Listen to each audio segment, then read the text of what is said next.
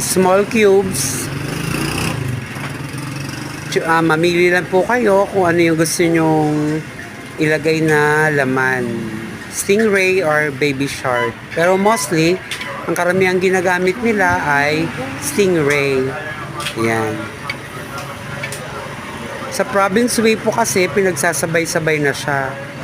I don't know kung ano ang gusto nyo, kung pwede nyo namang igisa or city way.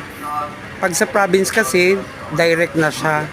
Papakuluan mo na lang siya, and then pagluto na ng konti, ilagay mo na yung coconut milk.